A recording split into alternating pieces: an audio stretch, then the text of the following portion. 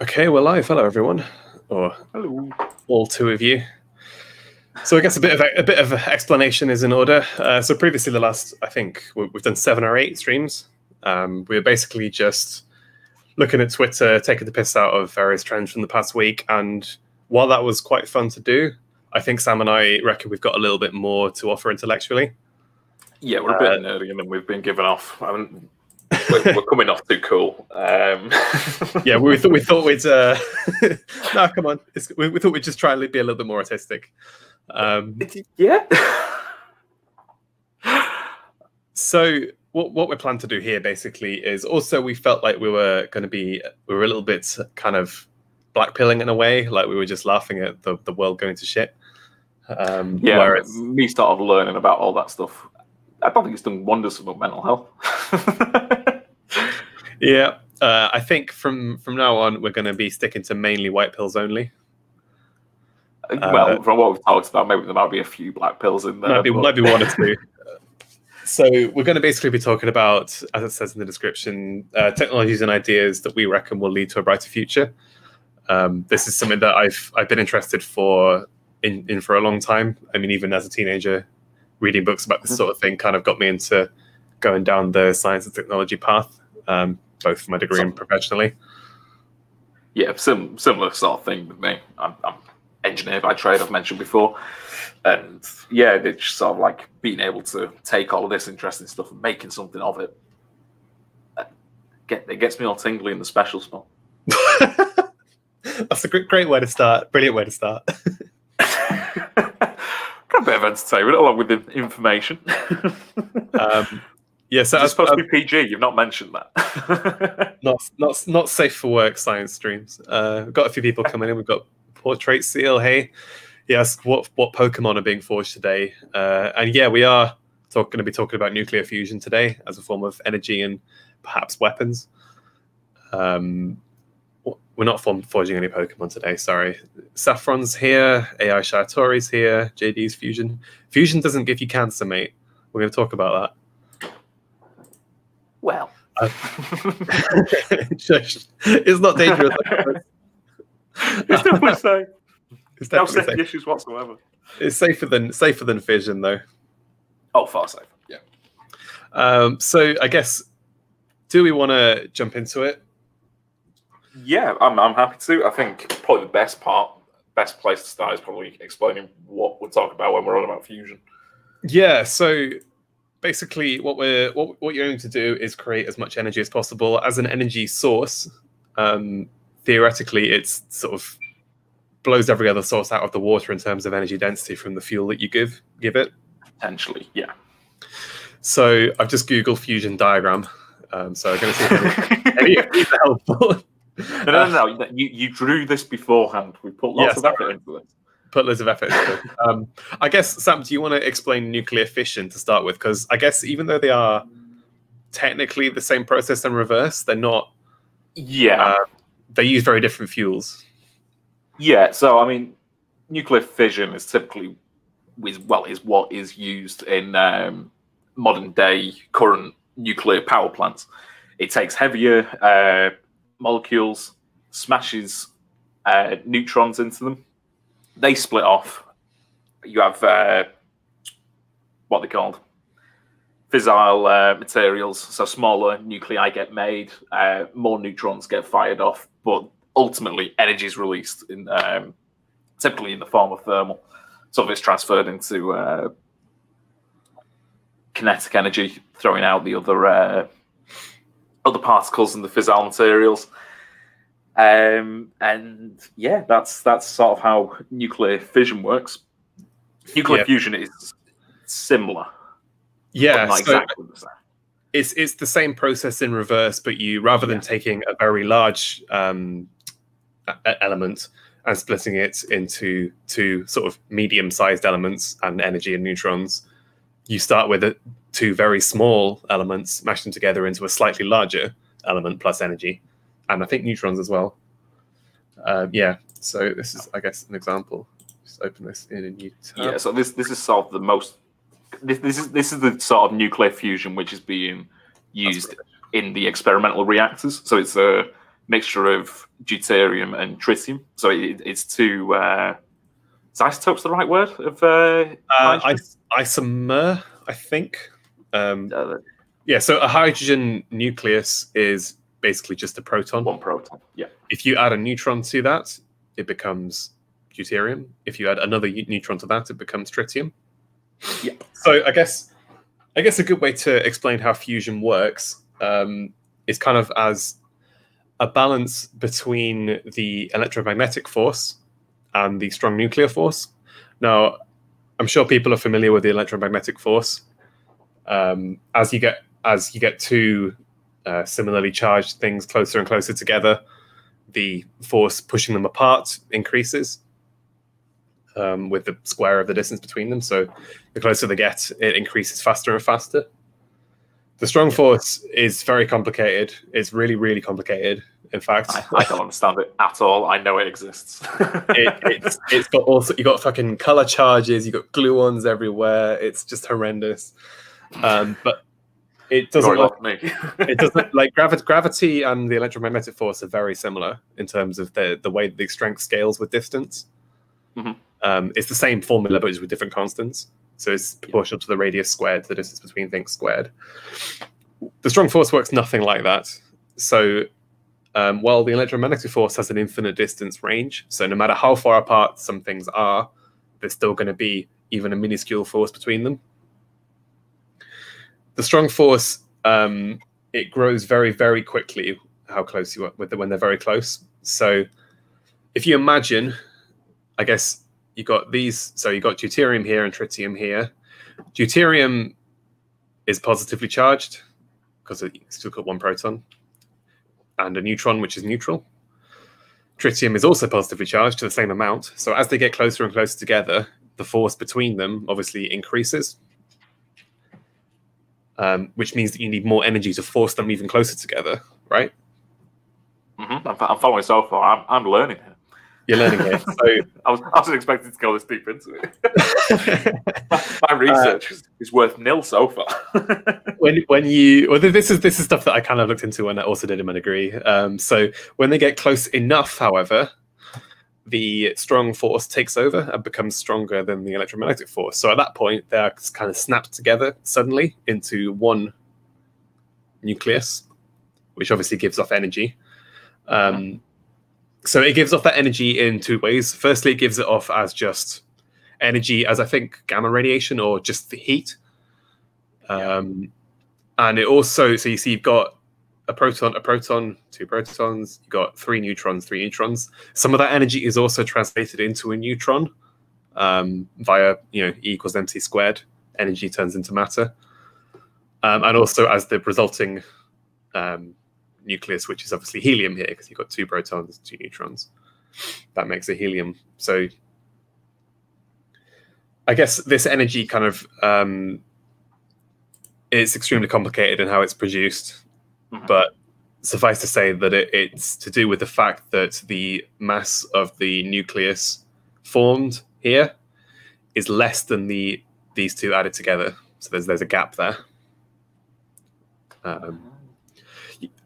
It's all to do with binding energies and stuff. It's super complicated, but practical upshot, you got deuterium, tritium go together to create a helium, a neutron, and a load of energy, which can be used usefully.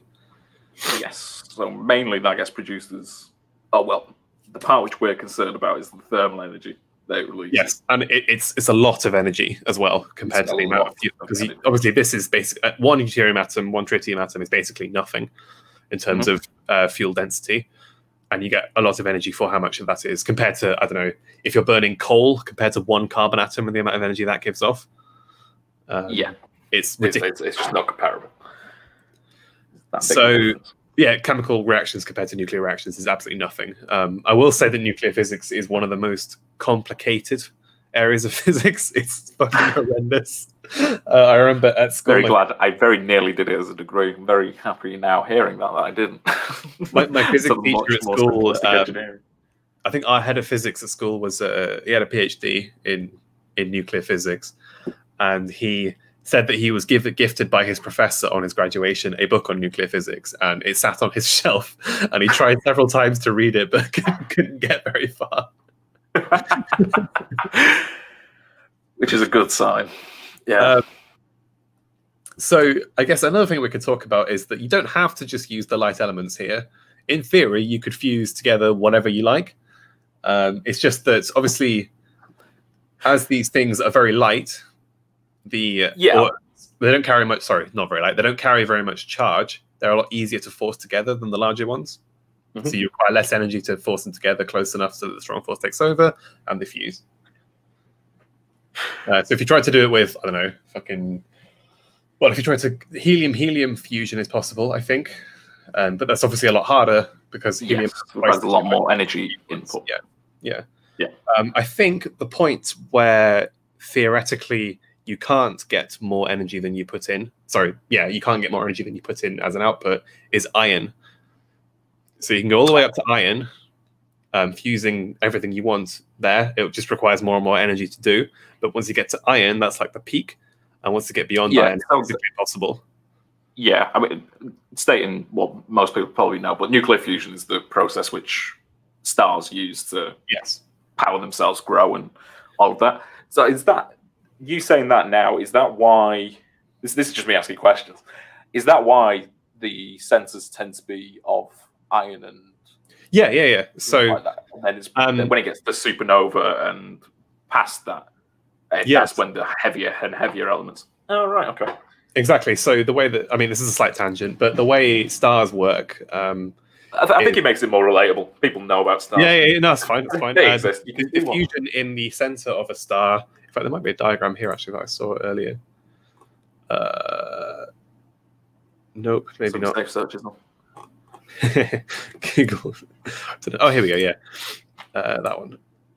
So if I open this up, so obviously this is a very good diagram here. Obviously, stars are massive.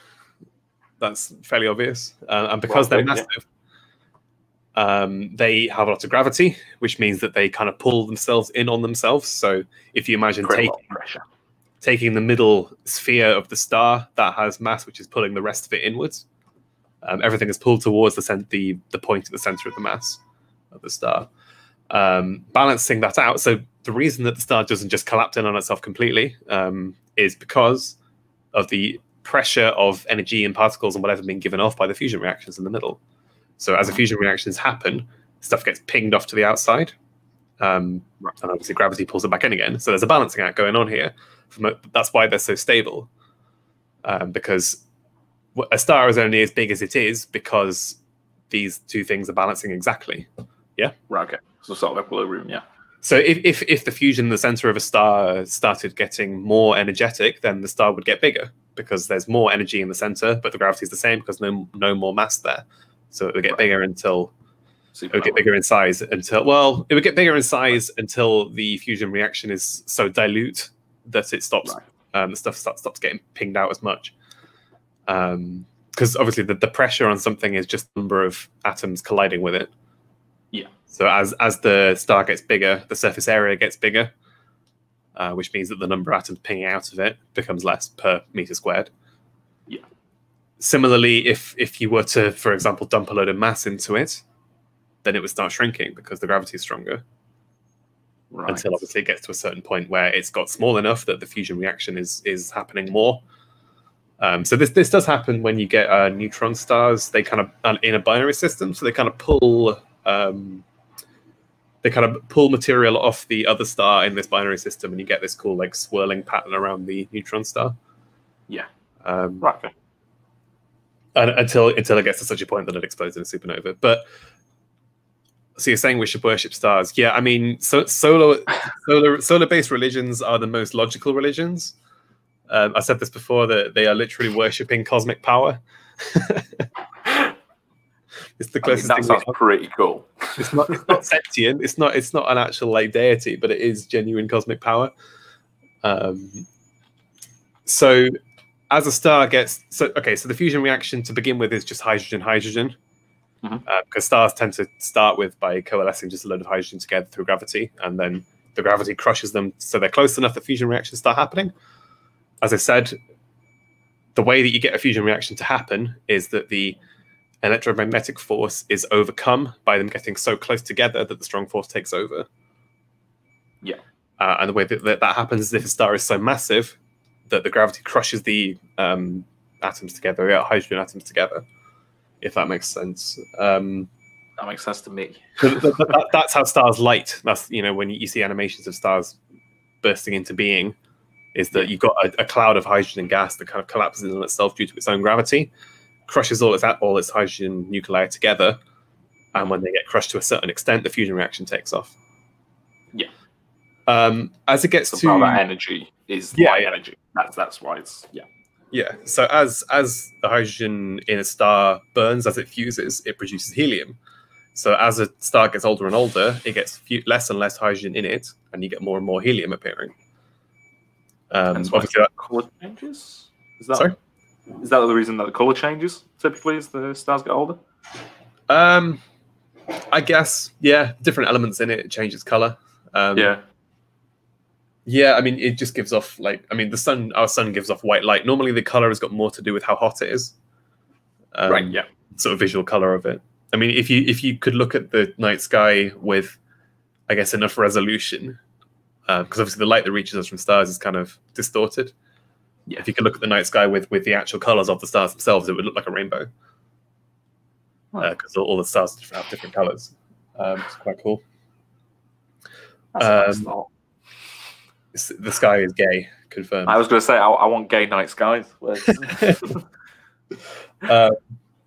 was I saying? Yeah, so as the hydrogen gets used up and it gets replaced by helium, obviously eventually that helium gets crushed down in the same way the hydrogen was. Eventually, you get helium fusion starting. But obviously, that doesn't produce as much energy as we've just gone over. Yeah. So the fusion pressure, like this center in this pressure in the middle going outwards, actually becomes less and less compared to the gravity. Does it become less and less, or more and more?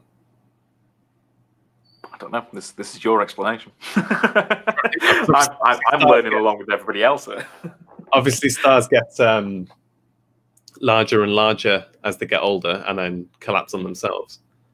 So maybe I've got that backwards. Because we know that. I'm just going to Google this. Star helium. This is the part that I'm a little bit more rusty on. So you got hydrogen burning. Here we go. Yeah, so if I expand this slightly. I mean, the previous stuff I was talking just off the top of my head. So you start off, as I said, with a hydrogen burning core in the center, and the rest of it is just hot plasma. This is a mega tangent, by the way. Sorry. Great start. As the hydrogen gets used up in the center, that turns into helium. Obviously, as you get more and more helium, the helium doesn't start fusing initially. It's only when the hydrogen basically is used up that it starts fusing. Yeah. I think at that point, it might be that it's more energetic, but it doesn't last as long. And then as you keep getting up to the larger stars, obviously, the most you can put in is... I guess maybe if it becomes more energetic, but the energy required you need to put in also goes up. That sounds right to me. So the energy being given off is a function of this and this. So what makes sense is if you've got two of these, which are obviously larger, that would give off more energy, right? But you would also have to put in more energy to force them to closer together. Yes. So net energy out isn't as much. Yes. So what you end up with is, okay, so the helium, that's why as the helium starts burning, the star expands because it's more energetic in the center, but the mass is the same, so it expands more. And then once the helium's used up, I think you move on to lithium after that, and it keeps going through all the elements until it gets to iron. Yeah. In short, is nuclear fusion the key to space angloism? Yes, it is. Mr. Spoon says yes, and you'd have less of them. That's correct. Yeah. Bit of a brain fart there. So when you get to iron, though, you can't get more energy out than you put in. So that's the point where you can't fuse any further naturally. And at that point, basically the star runs out of fuel and collapses. Yeah. This is something I should have got my brother to talk about because he's an astrophysicist. He knows way more about stars than I do. To be fair, we weren't expected to go on this. I have just thrown this. You have just thrown this at me out of nowhere. So I'm just pull a pin on that grenade. Good luck. You're on your own. Years back when I last studied this. So I guess it serves as a good kind of example of what I was talking about. So once you get to iron, the star collapses in on itself, and I'm not entirely sure why it then explodes into a supernova. Supernova is so hot that it doesn't give a fuck about the energy output. It just dumps a lot of energy into the fusion reactions, and that's why you get the heavier elements appearing. Nuclear synthesis, yeah, it's interesting stuff. Completely irrelevant for the most part of what we plan on talking about. Yeah, that's fine. So, okay, how do you actually get fusion to happen in a lab? So what you do, I guess, is you need a plasma of, well, we've got here an example. Deuterium and tritium is quite a common one. I think it's currently the most common one. Yeah, you can do like deuterium ones. We tend not to do hydrogen like they do in stars. Nope. I didn't read into why, but yeah, that seems to be deuterium and tritium seem to be the two most common. So in order to get rid of the pesky electrons that are floating around, you get a gas of deuterium and tritium and you just heat it up. And the energy of that forces the electrons off the atoms. They're just floating around, free electrons, and that's a plasma. So obviously, as you heat up a gas or a plasma, the heat of a gas or a plasma is basically just the net kinetic energy of the particles in it, if that makes sense. So the faster the particles are moving, the hotter your gas. Obviously, the faster these things are moving, the more likely it is they're going to hit each other with enough force to fuse. Like come close enough together and have enough momentum to get close enough for the strong force to take over. Because obviously, as they get close together, as I've said, electromagnetic force forces them apart. But if they've got enough momentum, they'll hit each other anyway. So when there's enough collisions going on, this gives out that energy, and some of that energy can be siphoned off to use in heating water, I'm assuming, to make power. Yes. Yeah, that's the main way that you generate power from any reactor, be it coal, nuclear, or... Yeah, it's the same. It's steam power. It's the same we've been doing since the Industrial Revolution. Yeah, it's the same concept. You take some sort of fuel, transfer that potential energy into thermal energy. That thermal energy then gets transferred into some sort of mechanical energy. So usually for most stations, it tends to be you use this power, the heat which is generated off of your fuel, to heat up water and generate steam. That'll get processed in 10,000 different ways. But essentially all it's used for is to make a turbine spin. That's your transfer from thermal into mechanical energy. And then once that turbine's spinning, it's spinning, what's it called? Dynamo? Is that the word? I can't ever remember. And that'll generate your electrical energy, and then you can process that again and then transfer it to the grid. That's the general gist of any power station. Yep, pretty much. Not sure about renewables in terms of like solar and solar is just on just crystals, like specific types of crystals. Photoelectric stuff. Obviously, a wind turbine is just turning a dynamo by itself. That's directly to... It's a giant turbine, isn't it? The same way that you get steam to do it normally. Tidal power, wave power, hydroelectric is all the same. It's turning turbines with water. So I guess what I was saying is that some of the energy can be used for useful energy by people in the turbines. The rest of the energy, I guess, would go back into the reaction, keeping it hot. That's how it becomes self-sustaining. Yeah, that's the goal. Obviously, this is quite a sort of metastable reaction. it's very hard to get it up to that temperature and keep it there. Yes. Once it's there, you kind of have to regulate it very, like, a lot to keep it going, which is why it's so hard to do. It also, on the flip side, means it's extremely safe. As soon as anything goes wrong, the whole thing just cools down. There's no way for it to melt down in the same way that a fission reaction can. Like, there's no way, there's no physical way of it doing that. There's no way to solve it.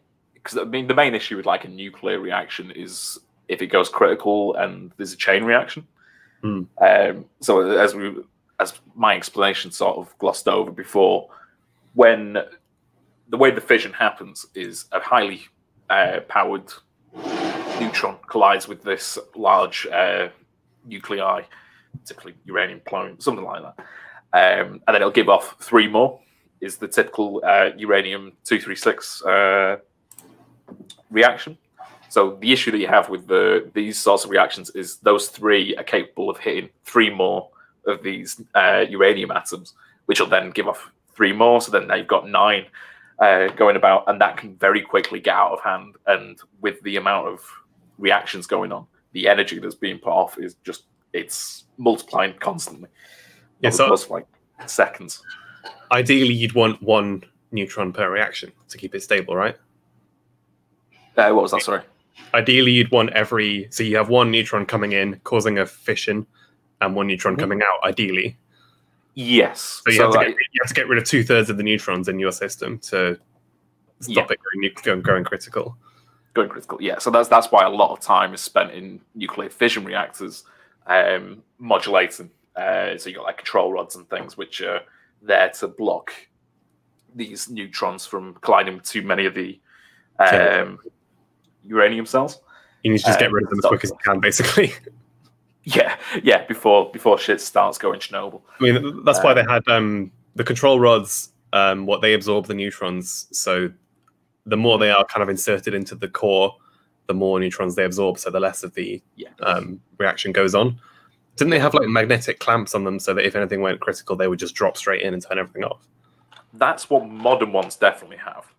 I'm not. Honestly, I'm not. I really should be far more clued up on Chernobyl than I am. But yeah, I honestly could not tell you what actually went wrong.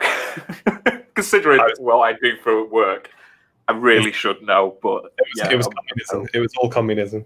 It was all communism. That's what it's always been in my head. It was those damn Reds. I guess our point here is that fusion is obviously it gives off some neutrons, which are obviously dangerous if they end up getting absorbed by a human. But it's not possible for it to melt down in the same way that it becomes contaminated if one of these if it ever comes in contact with the reactor itself, the fusion reactor, it'll become contaminated and it won't be able to continue because there's too many contaminants stopping it from colliding and then continue to create this energy. As soon as anything goes wrong, it just stops, basically. It's self-sufficient in that way. But I'm sure there'll be many regulations saying you've got to have all these safety measures by people who have no idea what they're talking about. But I mean, quite a cool thing to another plus of this is that deuterium can actually be found from just extracting stuff from seawater. You can literally just turn seawater into deuterium. And obviously, once you've got a load of energy from a fusion reaction, you can use that then to generate more deuterium. So literally, I don't know about tritium. I think tritium's a bit harder to make. But as soon as we'll come on to this later, that with all this energy being given off, you have access to all sorts of more interesting chemical reactions that you can do. Yeah. So basically, once you've got a self-sustaining reaction going on, you can use that energy to create more fuel to keep the reaction going. So all you basically need to do is feed in seawater. Yeah. And you've got infinite energy. And your output's fucking helium. And I guess neutrons you can absorb with, I haven't looked into this, but presumably you can use the same boron rods to absorb these neutrons, I guess. Or they just get absorbed. I'm not sure. To be honest, I don't know, because I'm not sure what the part the neutrons will play. I'm not sure whether neutrons are considered contaminants. Well, because the neutrons are bad, obviously, if you get irradiated by them. But yes, they're not very penetrative. So I guess because obviously a fusion reaction is going to be taking place inside a fucking massive reactor. Yeah, I wouldn't have thought they would do more than just irradiate the inside of the reactor. So what I think the neutrons are considered as contaminants. I think they actually get in the way. Oh, okay, yeah. So if you get too many of them, the fusion reaction breaks down. Yes. So what we were saying before in terms of it'll break itself down if it comes into contact with something external. These neutrons are considered external. Okay, yeah. Because you can't force them together if there's a neutron in the way. Yeah, exactly. You'd be trying to create something else. Oh, that's interesting. Yeah, I hadn't thought of that. So what the main thing is, in some of the spherical tokamaks, which we're not talked about yet, but that's one of the type of the reactors. There's sort of like a central pillar, which its entire focus is to extract the excess heat, so exhaust the excess heat and these contaminants. Right. So that's sort of how they're dealing with that. The specifics of it, I don't know how you extract neutrons. I guess if you're pumping water through it, then you end up with just irradiated water inside a closed system. Yeah, but yeah. Pretty much. Yeah, I guess if you've got nothing else to add to the actual how it works process, I guess I've done a bit of a deeper dive than people might have been expecting there. Us as well. yeah. Well, I mean, look, you guys think I'm autistic when it comes to politics, economics, history, whatever. You haven't seen nothing yet. That's not even my final form. Yeah, nowhere near.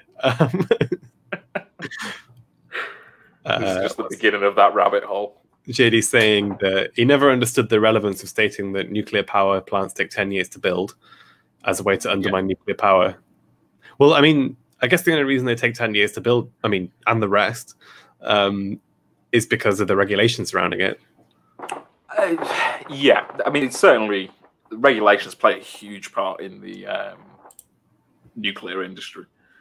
Like, it's so slow to get anything changed because they're so worried about. Because this is one of the things that I was wanting to talk about with like calling this a nuclear fusion reactor. I think that's a terrible way to sort of refer to it, with the bad connotations that nuclear's got because of things like Chernobyl and what's the other one? Most recent one, Fukushima. Fukushima, yeah, of like the disasters that those have caused. It's always got a bad name, but anyway,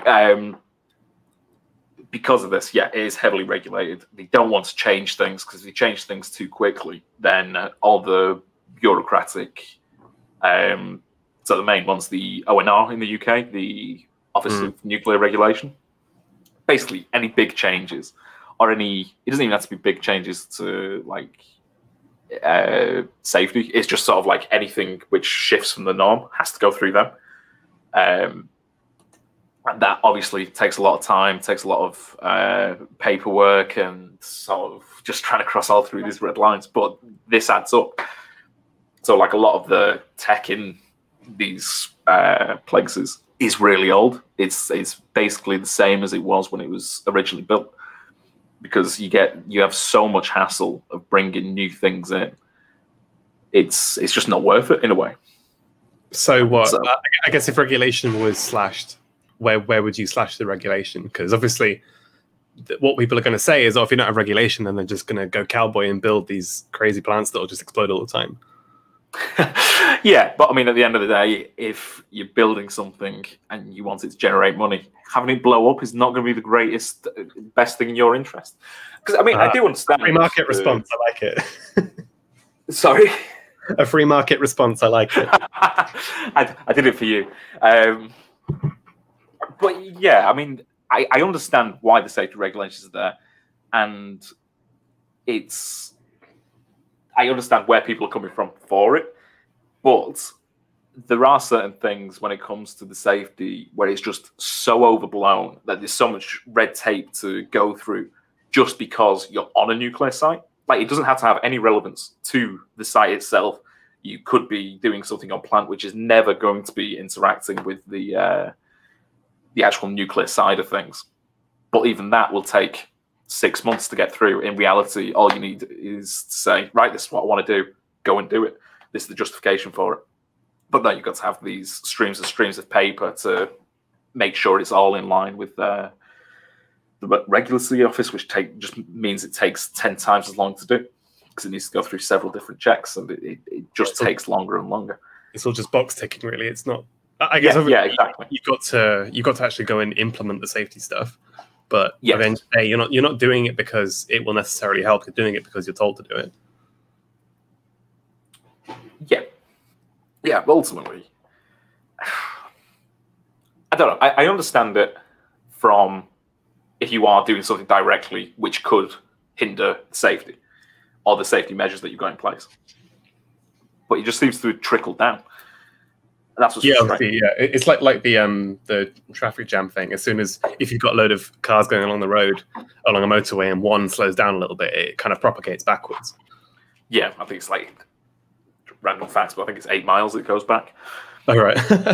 That's it could control. Had a bit of a nerdy guy for control lectures. He went off facts like that all the time. I think he helped out with like smart motorways and things. So it's there like, well, I know who to go say fuck you to. But the point is, as soon as you slow down one thing, all the things that everything else on it just takes forever. Yes. Because if you're working on one thing, which is taking 6 months, you've taken resource away from something else.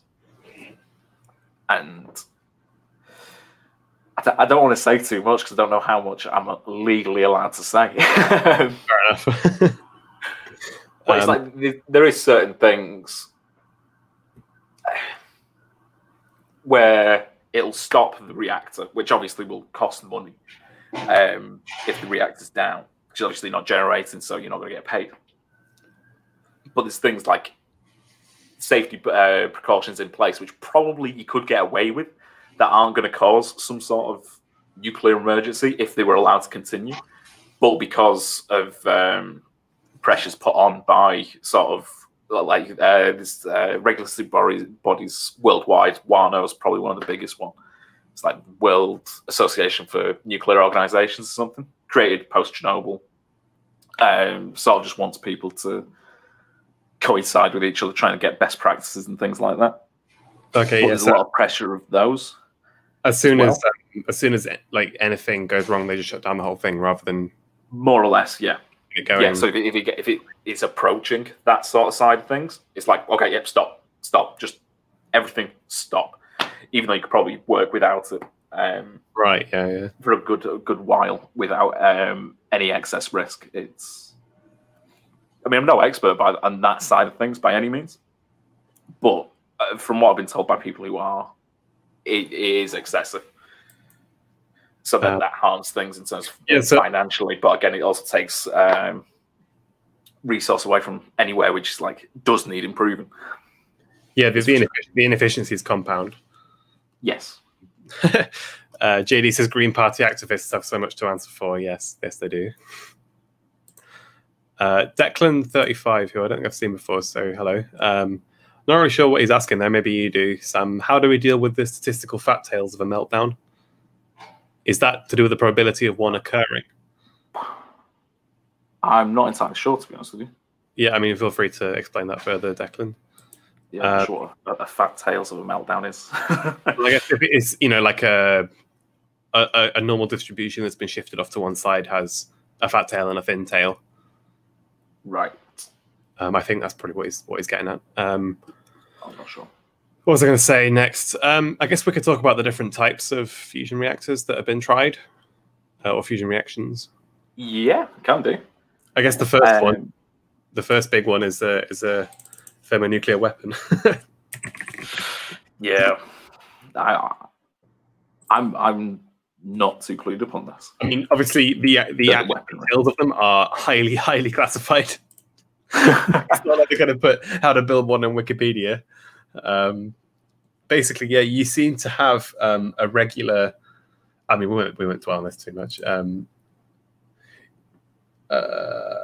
Yeah, so effectively, seems to be quite a good idea of what I was thinking. So if I open that up. So you tend to have basically inside your warhead, you have 2 regular fission bombs, and they surrounded by a cloud of deuterium. Oh wait, deuterium tritium gas is in the middle of that one.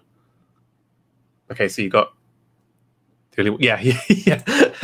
Mr. Spoon says the only one that works properly. That's correct. Yes. The fission bomb of fusion bomb is the only fusion reaction that A has the desired output and B produces more energy than is put in. It's pretty impressive. It's the only one that quote unquote works. Yeah, so from the looks of this, you have so you got fusion. Yeah, so you got 2 regular nuclear bombs integrated with a load of deuterium tritium gas. And I guess this one's another fusion fuel. They go off. Obviously, the regular nuclear explosion does, as we said, the compression and heating that forces the nuclei together, which obviously triggers the fusion reaction, which gives off a shit ton of energy in the form of big old mushroom cloud.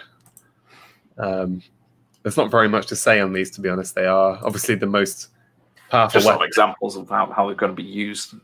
Yeah. I mean, the most powerful weapon ever generated by 3 or 4 orders of magnitude.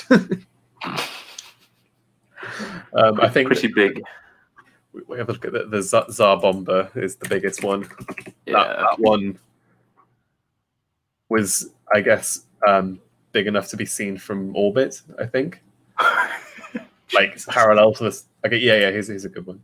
Castle Bravo was the biggest American one. This is a bit of a shit image, to be honest. That's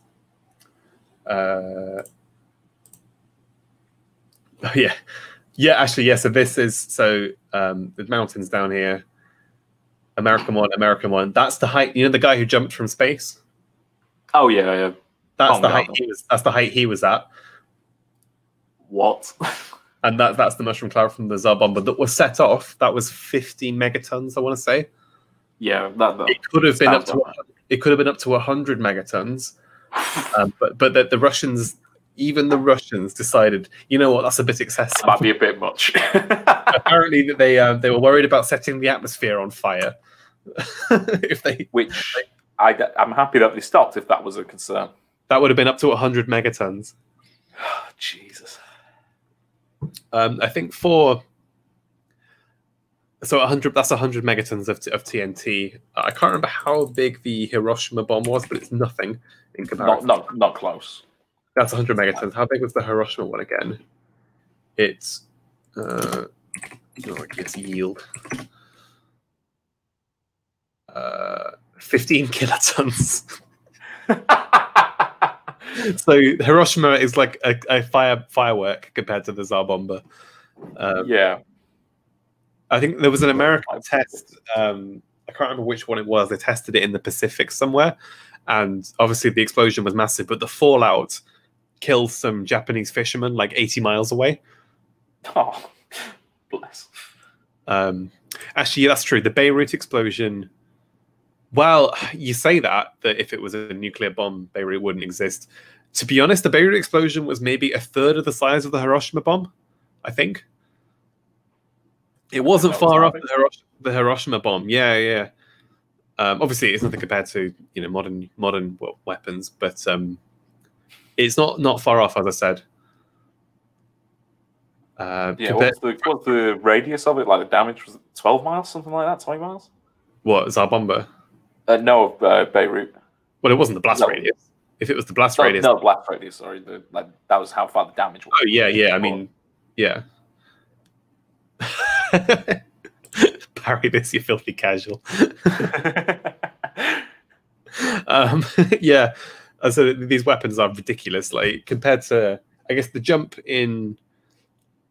I mean, it was what, the 50s? Is it 58? I think the first thermonuclear bomb was done. Mm-hmm. Sure. Well, I mean, even in 50 years, the weapons development from large artillery. I think World War I they had some large landmines that took out like hills. I think they. It's scary. What do they have which we don't know about? I don't think they will have much beyond. I mean, nuclear weapons again that they are another level of power compared to other weapons that we have. Like, if you said to somebody, we get Death Stars. Yeah, basically, yeah. If you said to somebody 100 years ago that we have a power to that we have the power to unleash, a section of the sun on the surface of the earth and take out a whole city in an instant, they'd be like, "Shit." You must. That's like classical god powers. Yeah. It's like Zeus's wrath or whatever.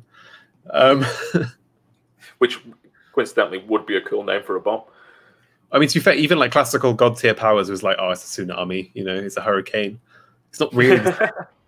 I guess. Russians hold my beer. Pretty much, yeah. Hurricanes, while they are devastating, they're not going to glass an area of your country. They're not going to leave shadows on the wall of the people who were there, which are probably. I mean, even like compared, the only other thing I can think of that are as morbid as those shadows in Hiroshima are the literally I was going to say the plaster casts of people in Pompeii. Those are fucking grim. Yeah. On that note, let's get back to the nice peaceful. Yeah, like we said, white pilling. That's what this is going to be. I mean, we don't have to spend too long on this, but there's just a few different methods. What's this? Internal electrostatic confinement. This is a lot of people underestimate how advanced the USSR were. I mean, they had more nukes than the Americans. Both them and the Americans had. I mean, it's not like they're just going to launch one nuke at you either. They had quite a few coming your way. No, I mean in the same rocket. They had.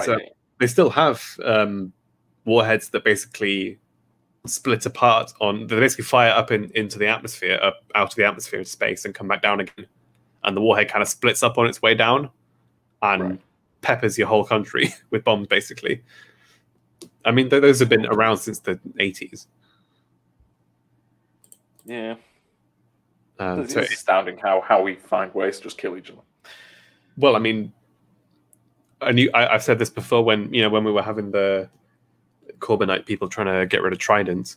It's like a nuclear weapon isn't a weapon that you never use. It's a weapon that you're using constantly. Yes, that's terrible. That's exactly the point of it.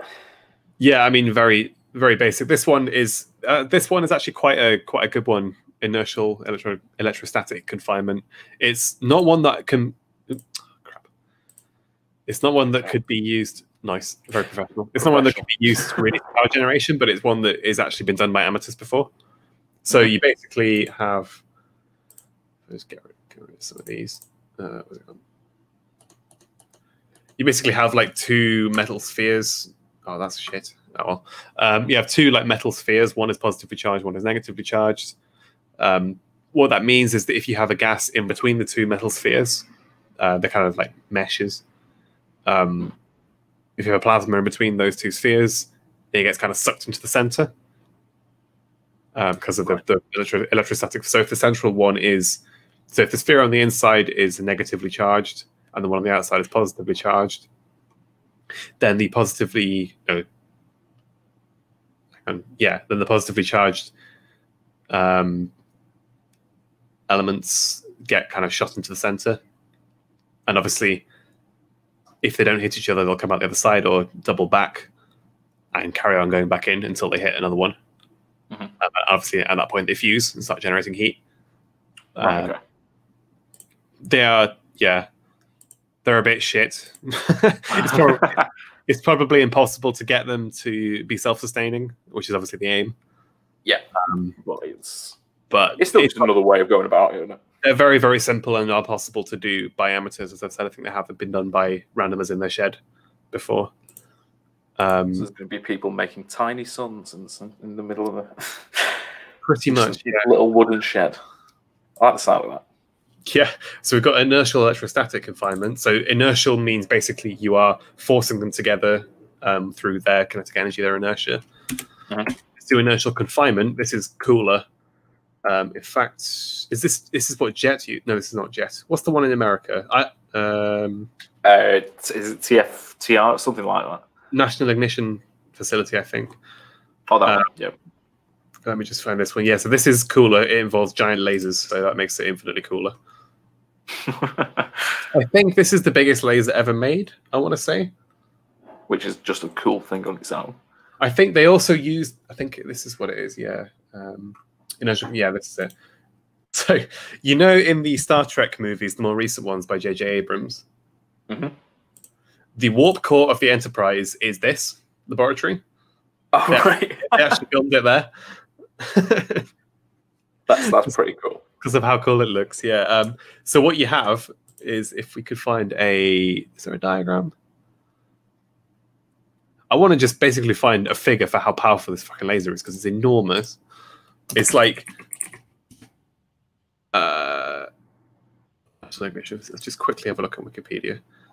Yeah, so they have all sorts of mad lasers and stuff. So basically what you have is a, in the center you have, I think it's a deuterium tritium pellet. It's solid rather than a gas. Right. So it's like a little like BB pellet or airsoft pellet. And then you focus all these lasers onto it. The lasers are ridiculously powerful. They're powered by giant capacitors, so they just fire for an instant rather than continuously. It's like a giant camera flash of lasers, all focused on this one little pellet. The shockwave of that energy impacting on the pellet basically forces it inwards on itself, and obviously you have to have it being completely even. Otherwise, obviously, the shockwave will be uneven and it will force stuff outwards as opposed to inwards. So yeah, and obviously that means it diffuses, gives off heat, and you can start chucking more and more pellets in to fuel it. So I think the nice thing about this one is that the fuel is just like these little pellets. It's not, you don't have to pump gases anyway. You don't have to keep it cool. You don't have to have sort of throw it in there and let it go. Whatever. Yeah, you just have this little like packet. You can put them in packets, these little pellets, and little sweetie wrappers. Pretty much. I want to see if I've got any pictures of these lasers because they are mad.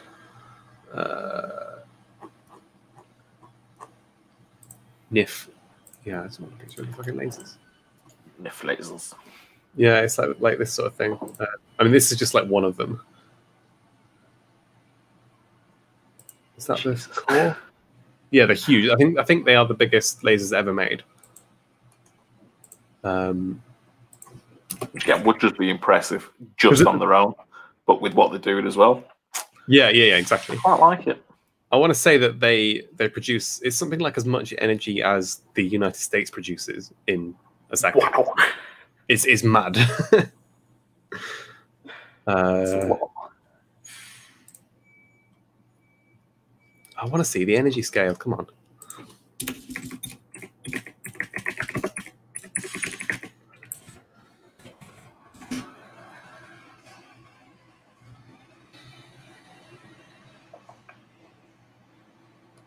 Is this what I'm on before? Yeah. I'll tell you what, move on. Well, I'll have a look in the background. Yeah. I was going to get you to talk about tokamaks, actually, as you've done some looking into them. Well, to be honest, I've not looked at the tokamak technology itself. I've looked at specific tokamaks. Oh, fair, yeah. Hang on. Is this what I'm looking for? Yeah, a 500 terawatt is what their aim is. Jesus. I guess, can we give some context to that? Like, how much power does a regular nuclear fission plant give out? In the range of about 600 megawatts, I believe. Bloody hell! So that obviously a watt. Well, I'm not sure. How much is that? So that's as it. Obviously, it's flash. It's not continuous.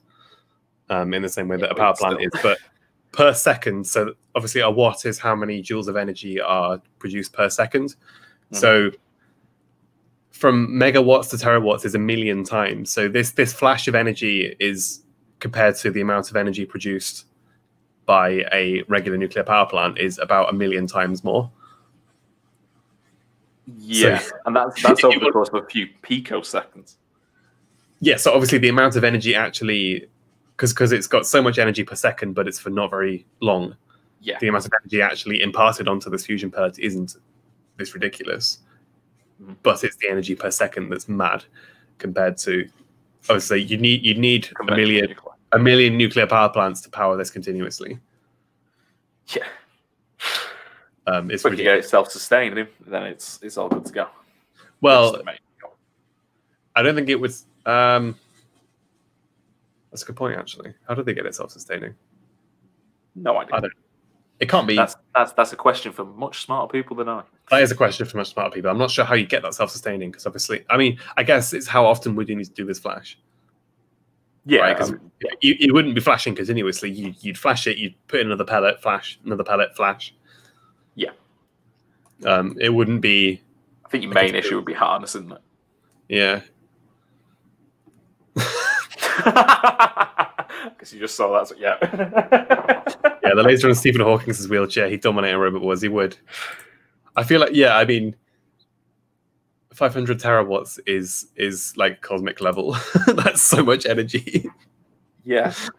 So kill a lot of Matilda wouldn't stand a chance.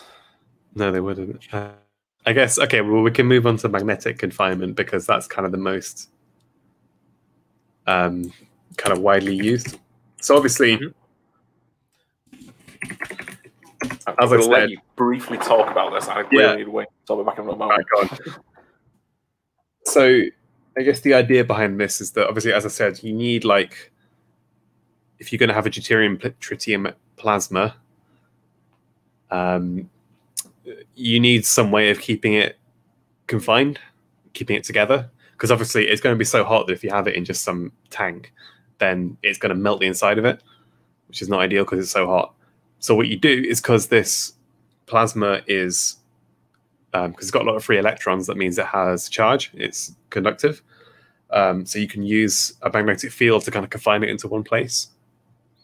So you either do it spherically, so you just have lots of magnets in a sphere that keep it in the center of the sphere, or you do it in what's called a tokamak, in which you have it in kind of like a donut. So you have a donut shape in which the plasma is confined in a smaller donut in the middle. I think, as Sam said before, you then pump water through the center hole of the donuts, and obviously the heat generated by the reaction heats the water. Heated water creates steam. Steam can be used to drive turbines, which is used to create electricity. That's the basic idea behind it. All the big ones, you know, ITER, for a similar, what's Mr. Spoon saying? For a similar application, I made the thing the pellet sits on. Oh, damn. That's quite cool. I imagine it is hard to get regular people excited about that. But so that's at the center of all these lasers pointing at it. So you have a little, like, golf tee, I guess, for the pellet to sit on. No, that is quite interesting. I was saying, yeah. So ITER is a tokamak. That's the big one. They're building in France. There's a whole load of countries that are doing that one. Oh, hello. Including Kazakhstan. Including, yeah. So what was the list of what was the list of countries that were involved with that one again? It's France is the big main collaborators. Yeah, France falls under the EU. China, India, USA, Japan, South Korea, Russia. I guess us still involved in some degree, taking us out of the EU. You what? Brexit means Brexit. We need to just blow up the Channel Tunnel and float off into the Atlantic. Clean break. Yeah. Hey, who knows? And then Australia and Kazakhstan are the other two, which is sort of like, yeah, we're here too. They joined more recently. About 2016, 2017. Yeah, I don't know why Kazakhstan's involved. That's a bit of a rogue choice. No, I did that. No, I was reading that before. Just okay, that was not a country I was expecting to see, but sure. Yeah, they're providing money to this sort of thing. All for it. Yeah, I don't know how much you can talk about ITER. I mean, I don't know a whole lot about it, but yeah, I mean, it seems to be sort of the main focus of fission at the minute. It's still not a a power plant per se. It's not really a in any fit state to be like that. I mean, it's not made yet. It's still, I think it's 2035. They're looking to turn it on. It's still under construction for the most part. That's so long. It's so long. But yeah, they're sort of looking to push past this issue, which they're having with a lot of fusion experiments, which is this Q value. So the Q value is sort of like your return on, so energy in versus energy out. So it's the ratio of that. Currently, so you want it to be 1 for self-sustaining and greater than 1 for getting energy out. Yes. So ITER's goal is to have it be able to continuously have a Q value of 5. So if you put in I think their main, well, yeah, it's a bit shaky considering what's happened previously, but so they want a continuous one of 5, and then they want to be able to do a momentary one of 10. Right. So the context that's if you put in 1 megawatt of energy, you get 5 megawatts out. Yes, continuously. Or 10, yeah, or 10 momentarily. As a sort of throttle, I guess. Yeah. Yeah. So that's what they're hoping to sort of prove with this. So currently, sort of like put that into perspective, the experiment which holds the record for it is the Joint European Torus, or JET. That's in Oxford. Yeah, a lot of these are in Oxford, which was I never realised. But they got England. Brexit. The Q value which they got was 2/3, so 0.67. They put 18 megawatts in. Sorry, put 24 megawatts in and got 18 out.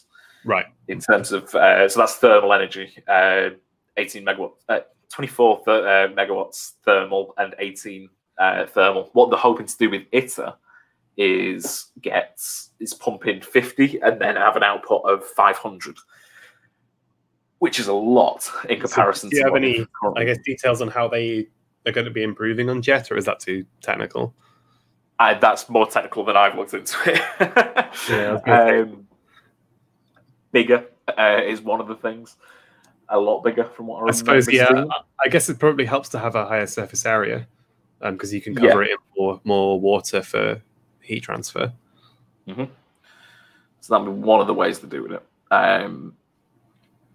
But yeah, it's very thirsty in terms of electrical energy as well. So they're looking for, I think, over the course of 30 seconds, you're looking at 110 to 650 megawatts. Right, so they need a whole regular fission power plant to keep it going. Yeah. But that would pay for itself because it gives out, obviously, 5 times that. Yeah. I was trying to find out what the conversion between the thermal energy to the electrical output is, but I couldn't find that. Unfortunately, okay, yeah. So I'm not sure what that 500 megawatts momentarily would be able to transfer into electrical wise. Yeah, obviously it's not going to be 100% efficient. No, unfortunately not. But that's the way Einstein decided it would be. Well, that's the way the universe works, I'm afraid. Yeah, shame, but it is what it is. But yeah, the main thing of it isn't it just proving that fusion is. It's trying to improve a lot of the things around it. So more important things to developing it, such like the superconductors, how it's being shielded, how things like going to be when it's run, so like maintenance and things. So obviously you don't want to be walking into this reactor once it's been running for a while. No. So the safest way is just going to be able to be robots, which would be cool. I mean, I guess you were talking a lot about the regulations. So presumably the regulations for fusion are different to fission, right? You'd hope. You'd hope. I think sort of what I was talking about before, I think it's going to, a lot of the regulations for nuclear fission are going to bleed over into nuclear fusion. Oh, for fuck's sake. Just based on purely the fact that it's got nuclear in the title, which is what worries me. Isn't it? Because, like we said, it's physically impossible for it to melt down in the same way. Yeah, but you're also already seeing in France is people who are just like completely anti-nuclear. Environmentalists. Obviously. Yeah, environmentalists who are already saying, oh, it's dangerous, it's this, it's that, it's a waste of money, we don't know it's going to be able to we're going to be able to pull it off. Why are you pumping so much money into this? Just not knowing the science. God. So it's just going to be a lot of public pushback, and because it's got nuclear in the title, they'll just assume it's the same as Chernobyl because they've heard that that's nuclear as well, not knowing the difference between it. And I think that's going to add a lot of offices and bureaucracy to it, which is what worries me with it. Bloody French. People just don't understand. Just uninformed and just going, oh, these must be the same thing. No. It's different. These was, oh no, don't want to hear about it. In my mind, it's the same. So fuck you. Do what I want you to do. So I guess if ITER works, and obviously there was other ones in Britain that were being planned for commercial use. Yes, so that's what I was going to talk about next. Yeah, go on. Yeah, go on. Go on. What point was? Well, I was going to move on to the next topic, but if you've got more to talk about, then. So okay, yeah. I mean, so it is the main one which everybody's looking at the minute to sort of be the hopeful proof that we can pull it off. So there's sort of two which are reliant on this, two other potential reactors. So one of them, which is directly dependent on it, is one called Demo. So, Demo fusion. So it's basically looking at it. Sorry, Eurofusion. Yeah, disgusting. But that's so you see there. That's the sort of what I was talking about. Yeah. Okay. So the Q value that Demo wants. That's ridiculous. Yeah, that's mad. Yes. So you put in a megawatt and it gives you 25 megawatts for free. Yes. Damn. Yeah, that's what they want to do. But this is supposed to be the next stage of ITER. So this is sort of like making it look like it could be sorry, this is the scale up of ITER, which is the preamble to Proto. So Proto is supposed to be the first big commercial fusion reactor in line with the ITER movement, I guess you could call it. Right. So is this... What's this one going to be after 2050? After 2050, if we're lucky. Because I mean, Demo is based off of ITER, so I think Demo is supposed to start design work in 2040. So Demo is supposed to be looking closely to 2040 for the construction. I think there is a design ready for it, but with the changes to ITER, that's gone through. They're sort of waiting to see how that goes. But, I mean, that's 2035 that ITER's going to start up, so it's just going to get pushed back further and further. But, I mean, if they manage to pull it off, like you're showing now, 25 Q value? That's unbelievable, yeah. That's unbelievable. Yeah, because I guess you would still need, obviously, a whole... Well, no, it says here that the input is 50 megawatts. Yeah. 500 out. So... Yeah, that's thermal. So this isn't electrical. Right, yeah, obviously, yeah, because you want to convert electrical to thermal, that's obviously got an efficiency related to it. Okay, that makes sense.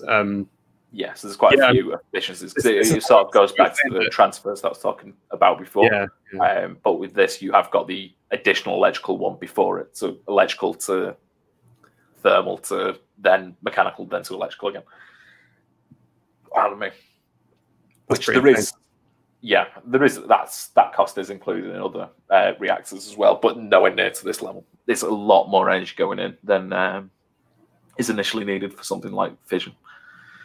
Yeah, I mean, also that the fuel is so much easier to come by because an awful lot easier. Deuterium, so I guess the conclusion of this is that you can get deuterium from seawater. You don't have to go mine fucking uranium or polonium or whatever. Nope. A lot easier. It's way easier. I mean, I think helium-3 is another one that they use for this sort of these sort of reactions, but that is a bit harder to find considering you need to go to the moon to get it. Bring you on it. Well, they had a tank of it at my university, and I was asking one of the lab techs, like, how the hell did he get hold of that? Because it's so valuable. Yeah. And they just had a tank of it on the roof of the building. And like he was laughing, saying, "Well, there's two ways of getting hold of it. One is the surface of the moon, and the other is from decommissioned nuclear weapons." I don't know which is easier to is easy to attain. I mean, it's something we could talk about at some other point. But if you wanted to set up a viable lunar mining program, Ooh. Helium-3, if you want, I mean, we could talk about this later as well, is that, you know, if you want to build fusion-powered rockets, Helium-3 is a great resource, and it's found on the moon. Yeah. So, you know, not a bad idea to go there. And we're all happy to get closer to space travel. Easier, more accessible. Yeah. Yeah, I guess so. The idea is we have a lot of energy density, so we get a load of energy for what we put in. We have very easy to come by fuel, and we have no bad outputs. Basically, it's not like we got coal gas or fucking nuclear waste, or it doesn't. It's not. No, there's yeah. In terms of waste products, there's virtually none. Obviously, it'll depend on the medium that you're using to transfer the heat energy. So there might be steam, it may be CO2 or something like that.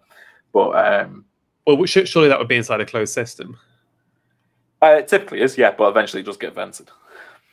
Yeah, but I guess it's not the same as a coal power plant, say. No, oh, no. Sorry, no, it's because that's directly from the fuel. You have to get rid of that. It's very easily containable too. Yes. Oh yeah. It's not like you're going to vent it into the atmosphere. You can just stick it in a tank.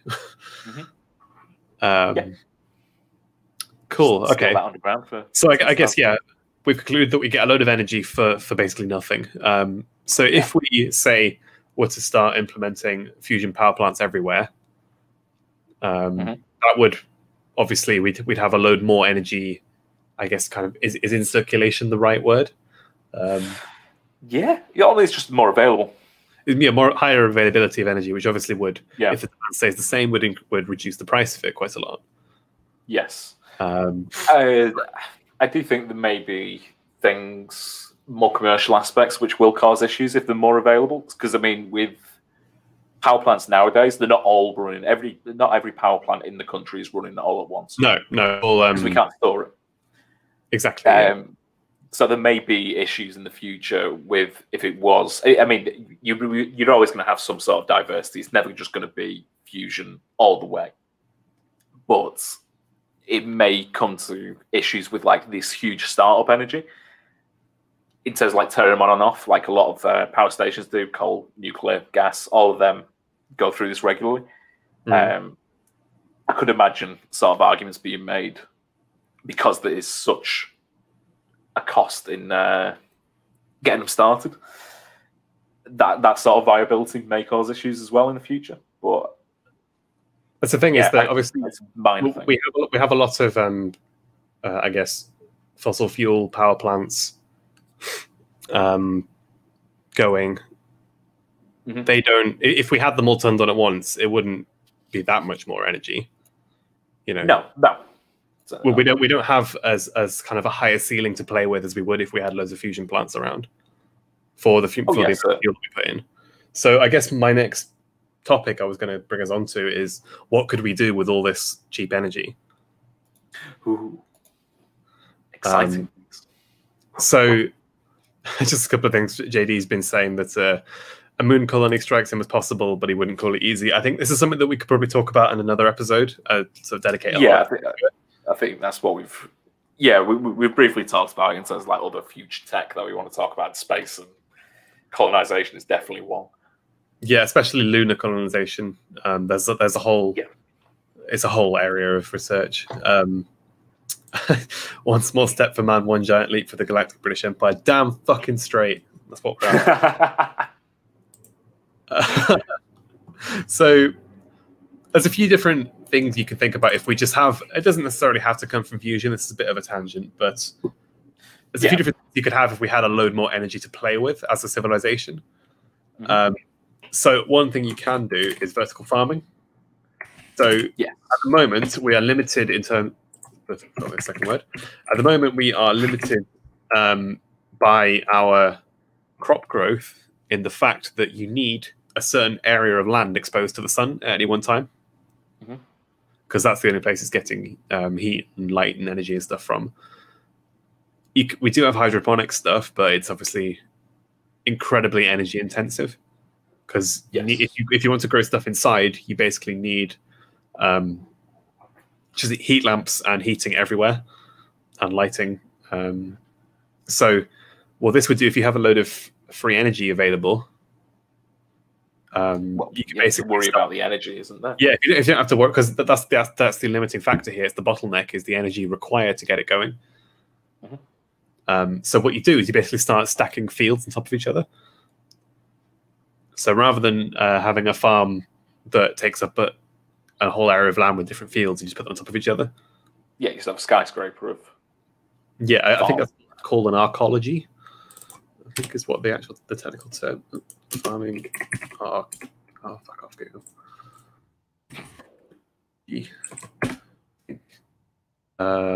Yeah, it's like a skyscraper, basically. We're talking about this sort of thing. But the only way you can do that is if you have,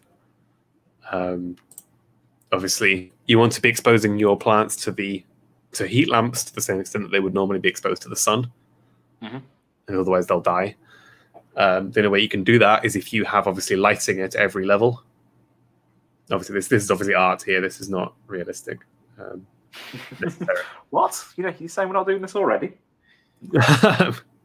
This sort of thing, yeah. So obviously you can get a lot more. Well, you can get orders of magnitude more food per acre per square mile than you could normally. So it's like another step in farming technology. So as opposed to you have 10 acres of land producing some food, you stack those acres on top of each other, and you have 1 acre of land producing the same amount of food. I imagine you could do it underground as well, could you not? That's another thing. You could do it in the Arctic if you wanted. You'd do it in the desert. I guess. Well, moving on from that slightly, the issue with obviously humans, animals, plants need water to survive. Fresh water. We live on a planet that is 70% water, but it's all salt. Desalinating water is possible, but again, the issue at the moment is bottlenecking energy. If you have a lot of energy available, start desalinating water for irrigation. So you basically turn a desert into a load of fields. You instantly have a lot of cheaply available fresh water.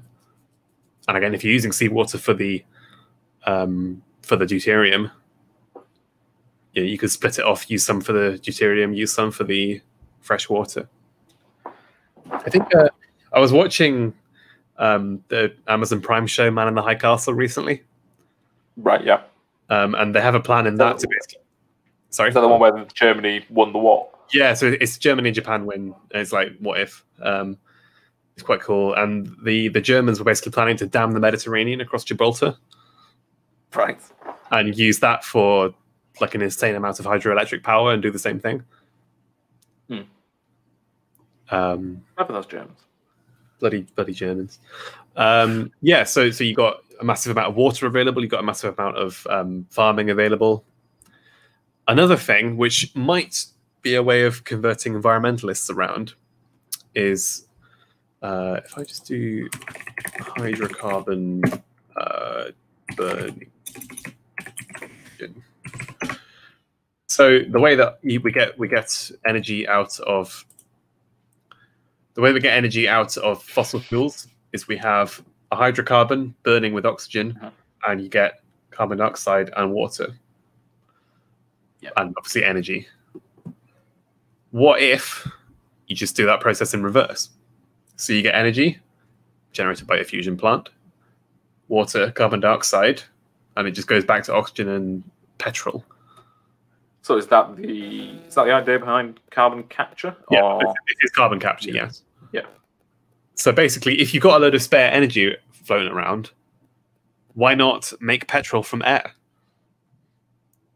Whoa. Say to the environmentalists that with my fusion power plant, I will be able to reverse the effects of fossil fuels. And then create more. Well, I'll leave that bit out. But...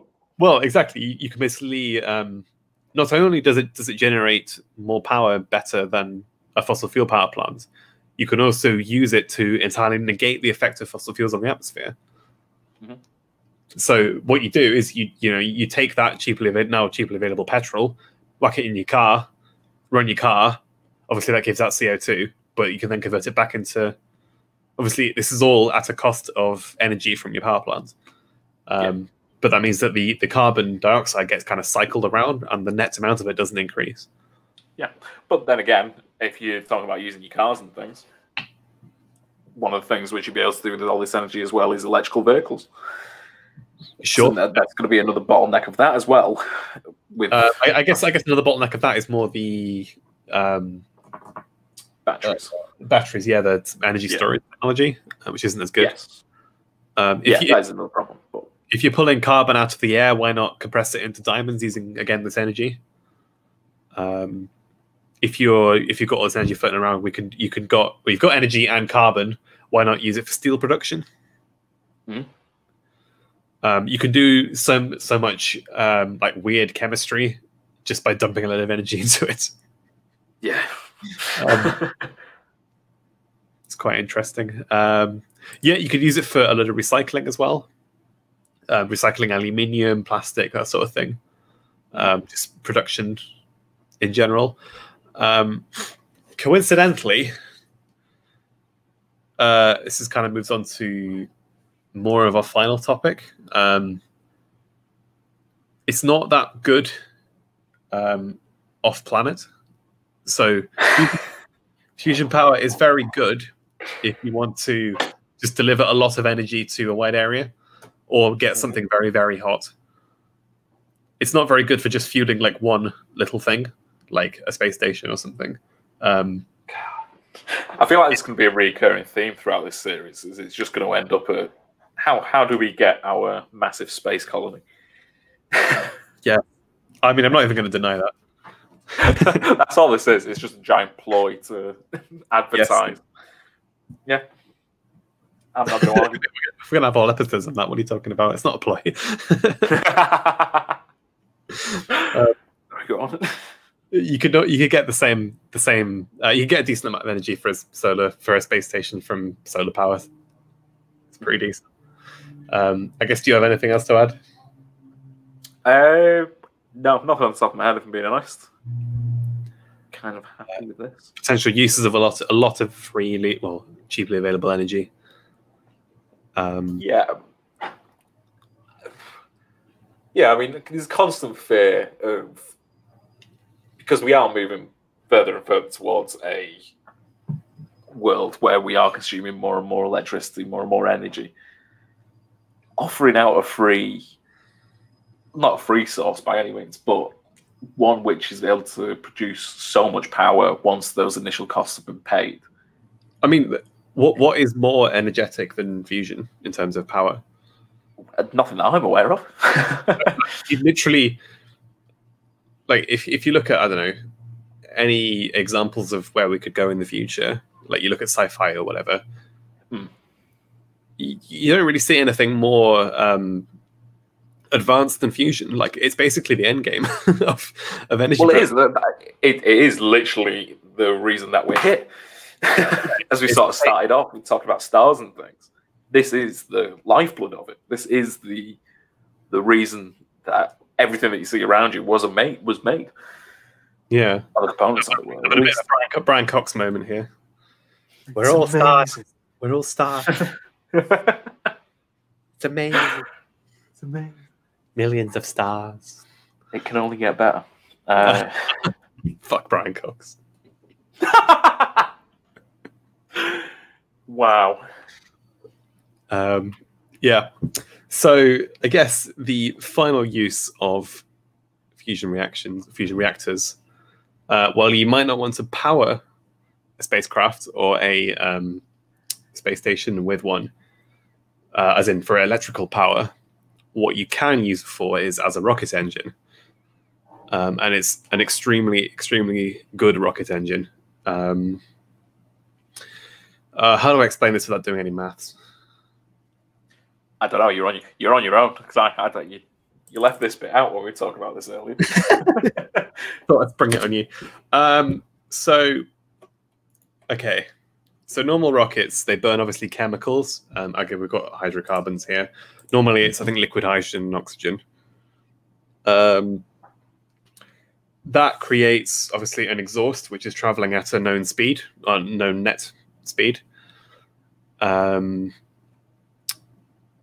you might have to just take it from me that the more efficient a rocket is depends on how fast that exhaust gas comes out. Knowing how much KSP you've played, I'm just gonna take your word. Well, it makes sense if you think about it, because the speed of a rocket, obviously, it's conservation of momentum. You start off with a load of fuel inside it. It gets shot out of the back at a certain speed. The faster that thing goes, the more momentum is imparted on the thing that it's shot from, if that makes sense. Yes. JD says that environmentalists should be fanatical supporters of fusion. It solves basically all their problems, but they don't want solutions. They just want to be mad. I think that's basically true. Yeah. I've said this. Most activists. Yeah, I've said it before that if you're an environmentalist and you don't support fusion, then I just don't believe you. I don't believe nuclear fission. Well, the same with fission as well. Yeah. No, that's the way. I don't believe that they genuinely care. I don't. It's not necessarily I don't believe that they don't care. I think it's just more a case of they've not done enough research. I hate saying that, but we looked into. There was a woman who worked for Extinction Rebellion who's like recently become a nuclear advocate, and everyone hates her. Oh, I heard about this. I don't know who is specifically. Nuclear power. I can't remember what she's called. Oh, here we go. Yeah. Second one down. Yeah, her. Yeah. Oh, yeah. Zion Light. Jesus. That's such a funny name. This is also true. The amount of money that gets put into renewables is unbelievable, considering how shit they are.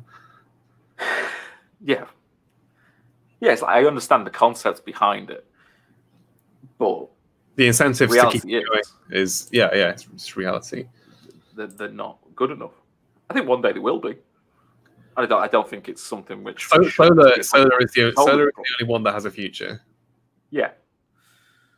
But as of now, there's just no way to. The conversion rate is madly low. You could power an interstellar civilization on fusion and solar power. You don't need anything else.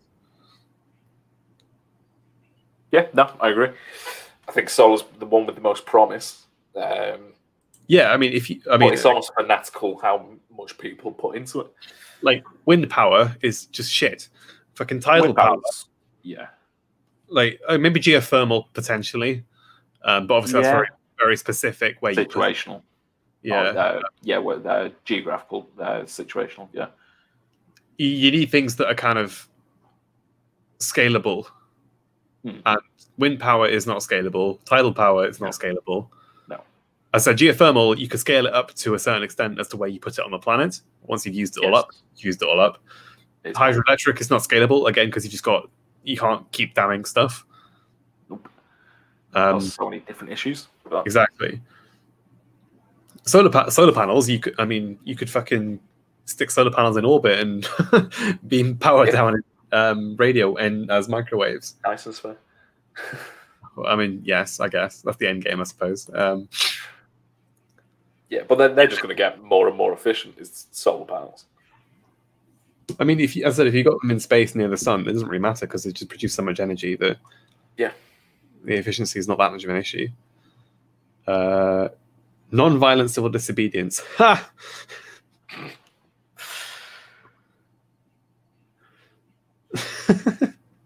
This is fucking savage. XR peddle messages of doomsday gloom that alienate and offer little in the way of positive solutions. Oh my god. There was something similar actually. Was it the General Assembly? Came out recently. I think it was beginning of this week, end of last week, something like that. Basically came out with a bunch of demands.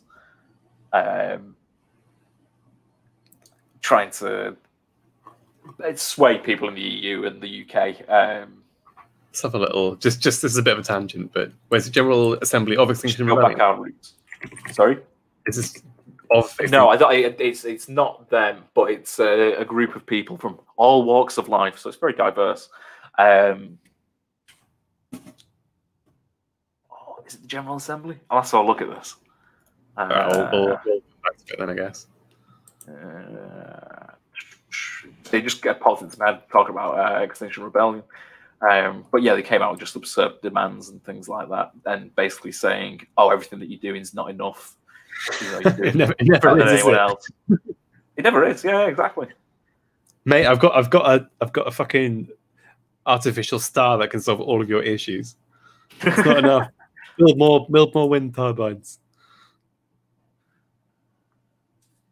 Yeah, it's fucking bullshit. What was I saying? No, I can't remember. I can't remember where it was.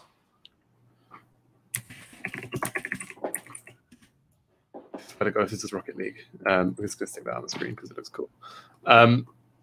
Yeah, so the faster your exhaust gas goes, the more efficient your rocket is. Chemical reactions don't actually generate that. They're not that good. They obviously are good enough to get some stuff into space. They don't. They move. Obviously, the exhaust speed is fast, but basically what you need to do is get it as hot as possible. As I said previously, the temperature, or not the temperature, the heat of something is just the average kinetic energy of all the molecules in it. So if you can get it as hot as possible, that means it will be moving as fast as possible, so your rocket is as efficient as possible. How do you get something really hot? You pass it through a fusion reactor. So basically, you have a giant. Well, you have something like this. Basically, you have fusion reactor and then a massive like engine bell on the back. You are either, there's two ways of doing it. You either pass a gas, some sort of propellant over the reactor, or sort of through the reactor or around the reactor, which obviously heats it up, shuts it out of the back, or you just use whatever plasma you have in the reactor itself and blast it out the back, because that's going to be really hot too. But you've got to be careful of neutron radiation at that point. I guess potential strategy, as I said before, there isn't that much helium-3 on the Earth or on the Moon. Obviously, there is a fair amount on the Moon, but there's loads in the outer solar system, so on Neptune, for example. So what you do is you basically get enough from the Earth or the Moon so that you can build enough to get to Neptune, where you're laughing at that point. That's the strat, shall we say. Do you have anything to add to that? No.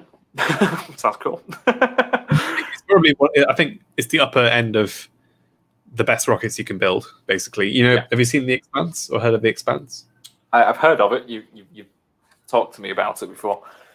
And I was looking at a couple of the books yesterday, but I think, ironically, the drive they have is called the Epstein drive. Channel powered. Yes, powered by chucking children into it and lasering them. But yeah, it's like a fictional engine that is in the show or the books, which is obviously hyper efficient, powers all that stuff. But in reality, it's a fusion reactor attached to a rocket. That's what it is. And if we were to build one, it would be able to basically power a solar system wide civilization. There's nothing better, really. So yeah, this is where we want to get into space. This is where we want to be going. I mean, look, you use Musk's doing a good job at getting stuff into Earth orbit, but the next step after that has to be this sort of thing. Otherwise, we're not going anywhere. Yeah, I mean, as I say, we can talk about that more at a later date. So, I guess do you have anything more to talk about that you looked into? Not in terms of fusion, no. I did find that climate assembly thing. All right, let's have a look. I was going to talk briefly about economics, but obviously I'm no expert. Yeah, nor am I. Have you got a link or something? I sent the link in the StreamYard chat. But yeah, it's just all the generic stuff again. Same old crap. Get rid of SUVs. Yes. taxing people if they want to fly. Just ridiculous. Have we got any like a list of demands or? I was trying to find that, but I can't see it. Curbing road building. Yeah. Using the pandemic to cut emissions. Yes. Yeah. That was the line which got me. Oh my god! I mean, I was saying that the pandemic stuff seems like a trial version for the fucking environmental lockdowns. New World Order, man, it's coming. God. Eco-fascists are at it already. Well, eco-fascists is something else completely. MP says the report offered a unique insight, but XR said it didn't go far enough. Set up by 6 government select committees. Oh, brilliant. That's great. They're really qualified, aren't they? Yep. Definitely should give a shit what they say. Especially Sue from Bath. That's her Sue from Bath. Software engineers. They want to attack education. Of course they do. Yeah, it's mostly generic, and I don't know. It's scary how much they just want to infect. In phasing out fees, clamping down on adverts, so that red meat's going as well. Yeah, they're going to. This is state enforced veganism, mate. That's where it's going. Yeah. Yeah, businesses should make goods using less energy and materials. How the hell do you suggest they do that? Electric car socialism. It's so dumb. You got the little, just underneath where you are now, just the little extras, just the extras they've just dabbled in. Mate, tax for frequent flights, investment in clean aviation technology. Okay, what clean aviation technology? Exactly, you can't just generate it out of thin air. This is me fucking reading Vision of the Anointed. It's like no one asks these people, is it physically possible? Do we have the capability to do this? That's irrelevant to the cause. Your reason and reality only gets in the way of what we want. And what we want is power for us, but we can't say that. It's for the good of the people. Look at this. The government can't legislate against red meat, but with education, advertising, and labeling, we can change. So this is fucking re-education and brainwashing. Brainwashing, yes. Yes. But it's for a good cause. It's for a good cause, so it's okay.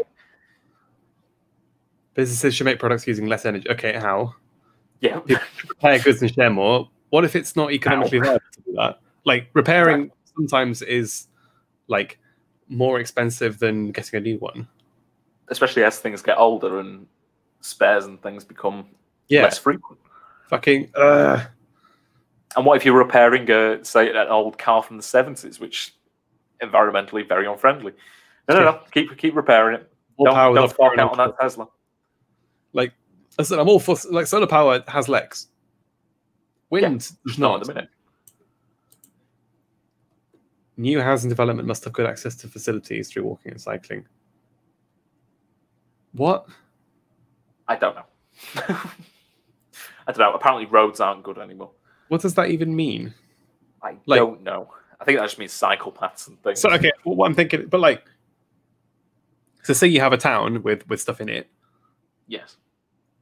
Surely when you build new housing, you build it like attached to the town, right? You can't build it any closer than there are, because there are already buildings there. Like, no, tear it all down and start again for our new. You wouldn't expand a town by building further away than you have to. Exactly. Yeah. And the further away you build, the less viable cycling is. Most members were not keen on nuclear. Yeah. It's like, but why? Why are you not?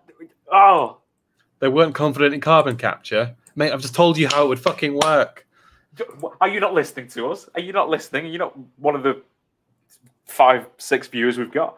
I think we had a fairly constant 6, but it's dropped off to 4. They'll probably get bored of our rambling. Don't blame them.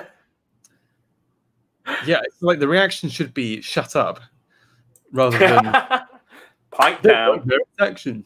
Like I don't understand why they have to fucking take these people seriously.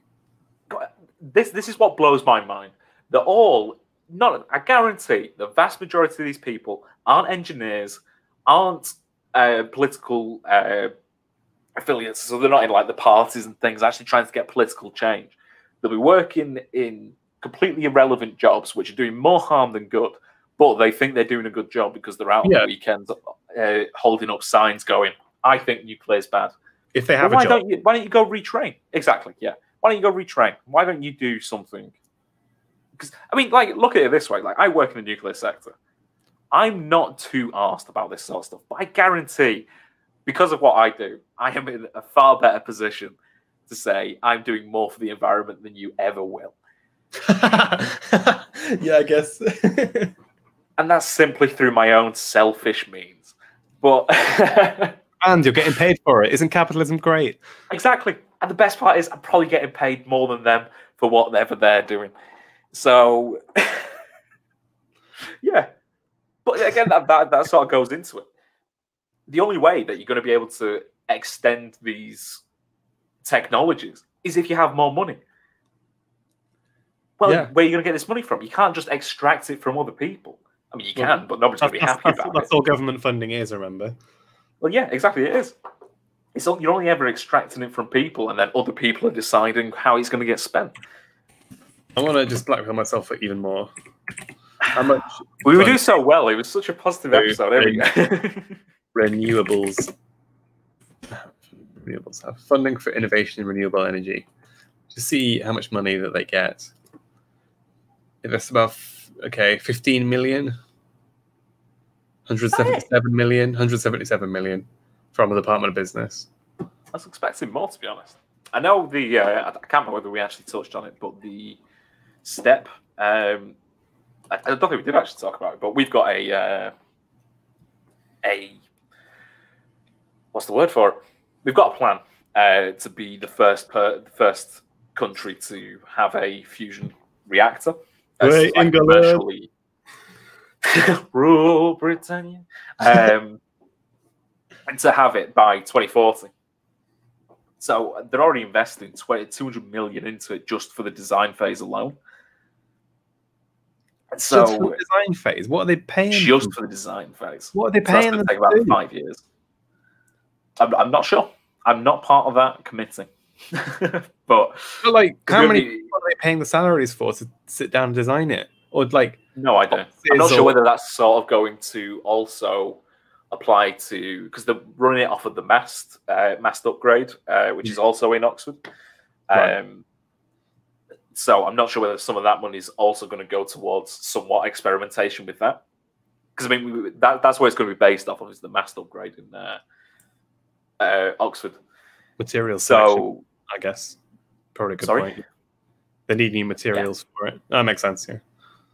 Yeah, so they're going to be using that as sort of the basis for it. So does the design involve, like, experimenting, I suppose? That's what I was going to suggest. I imagine it's going to be doing... Still 200 million? Jesus. Yeah, but well, I mean, they're going to be basically doing it from scratch, because as I was saying before with ITER and Demo, Demo's the preamble to Proto, which is the one which is then going to be the supposed big commercial one. Yeah, but it's in France. We're going to be doing it from scratch. Yeah. So we're basically jumping ahead. So we're running ahead of the crowd here in terms of this. So some materials don't currently exist. That may be an issue. Probably needs a bit of funding. What? Make them exist, then get on it. Exactly. Yeah. Pull your finger out. What are you doing? Well, chop. We want to go to space, damn it. Well, fusion doesn't actually help you get to space unless you can't. Right, whatever.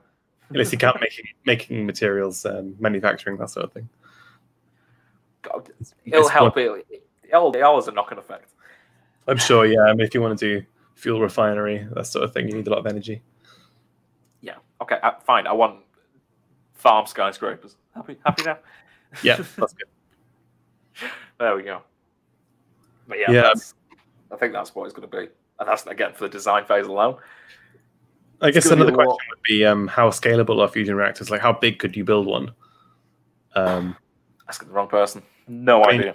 Presumably, unlike, as I said, with things like wind turbines, I mean, obviously you can just put down more wind turbines, but I'm guessing you get diminishing returns. There will be some point with it, yeah.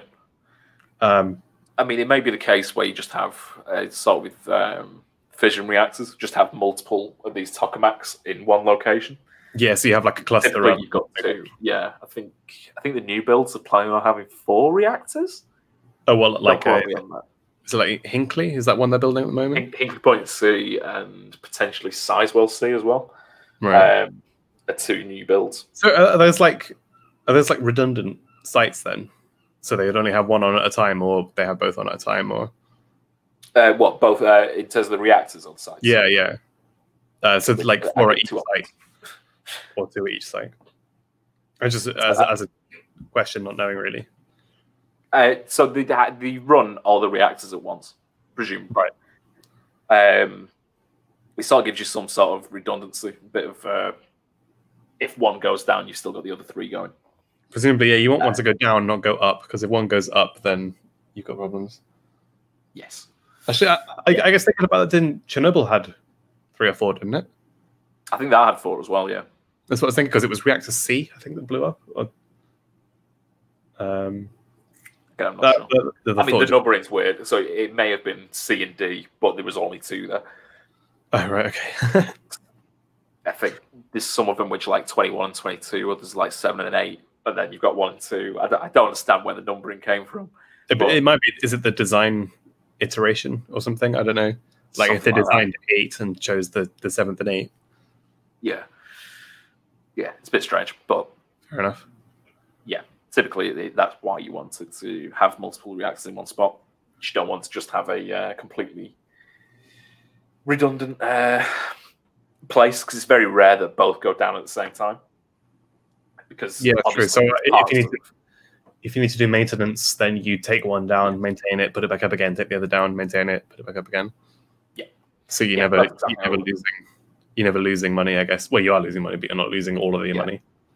I think what we usually get told is if one goes down, you're typically losing £1 million a day. Oof. It's big oof. Yeah. That's big oof. So that's why when I was talking about like the unplanned things, which seem to be quite rare, I think are harming, and probably unnecessary in most cases, are harming things a lot. Because a lot of the money which is being generated is being wasted, because then it's down for at least a few days. So you've got to do all the checks, all the routines and things to make sure that everything's ready to go again. So you can be losing upwards of all down to regulation as well. A lot of it is, yeah. Some of it is genuine, needed, and it's probably good that it's there. But yeah, there's also lots of paperwork which probably doesn't need to be needed. Doesn't need to be done. But thinking about like the regulation, back to the regulation, I guess. Like, there's no reason why that regulation would have to come from the government or some international council. Like, surely a nuclear, I don't know how it's set up. Is it nuclear different companies that run different plants? Why can't they come up with their own safety stuff? They do. Most of the time they do. So they'll have they'll have compliance, which is the political, the lawful stuff. But then they'll have things which will happen, and often not even at their site or even similar ones. And then they'll go, right, okay, we need to do this now as well, because this happened somewhere else. At another one of our sites, so then we have to be conscious of this possibly happening. So this is another hoop that we need to jump through, even though likelihood is it's never going to happen to us. Right, yes. I think so. Like, they have to be careful of tidal waves in fucking Hinkley. Oh yeah. I mean, that was an entire thing. Again, I'm not sure how much we're allowed to say, but there was a huge backlash after Fukushima. So everybody in the UK sort of went. Well, it was more the WANA that I was talking about, the World Association.